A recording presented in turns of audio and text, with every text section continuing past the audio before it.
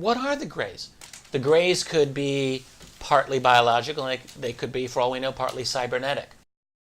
We're getting to a point where, in the future of artificial intelligence, future of nanotechnology, we're going to be, this is a frightening, brave new world, but we might be able to marry, to some extent, biological with computer, technology in a way that... beyond the mechanical heart. Right. See, here's the thing about reptilians. Here's the thing about insectoids. Here's the thing about grays.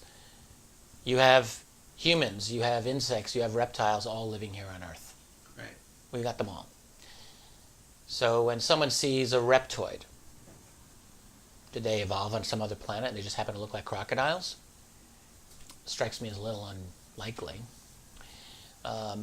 When you see a big praying mantis type of a creature, did they evolve on another planet also? I don't know. I mean, I have a logical problem with that idea. I don't say that it's impossible. We, in our society, we are this close right now to being able to custom design entire biological organisms through genetic manipulation and also, what people are not yet realizing, I think, through 3D printing. 3D printing technology is going to completely revolutionize our world.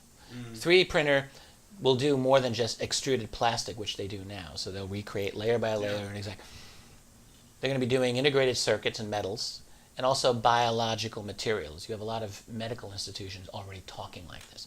To replace a heart or a liver. Literally to 3D print a liver. If you can imagine that, it's incredible. And this is not BS. This is all real.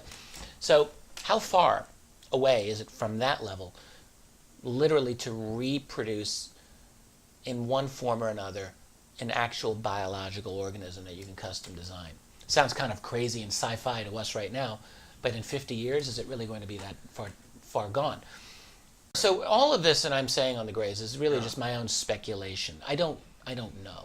You've never met I don't think one? no, I've never met a gray to my knowledge. If Right, I met them, they wiped my memory. So I don't know. I mean, think of it this way: they don't. If you look at the designs, at least that many witnesses have described, large head, very thin neck, huge eyes, spindly little body. It's not really a design that I think is likely to have evolved naturally through its normal biological evolution. I have a hard time envisioning that.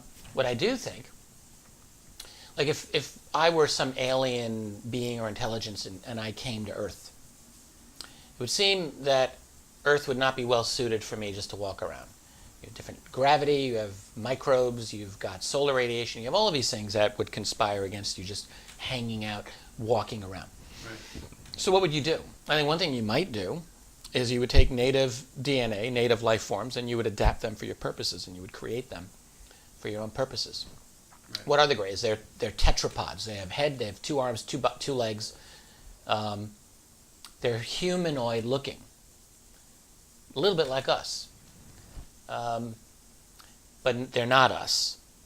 And it seems to me, and with those big old brains that they obviously have, brains take a lot of energy biologically for you to function. There's a big benefit, but they take a lot of energy. It seems to me that they were designed to function here. What's the source? Yeah. Don't know. I do wonder about it. It's always important in this field to differentiate between what you know is true and then what you think might be true. And they're both fair. Skepticism. Right. It's important to speculate as long as you realize that it's a speculation and you don't know for sure. Yes.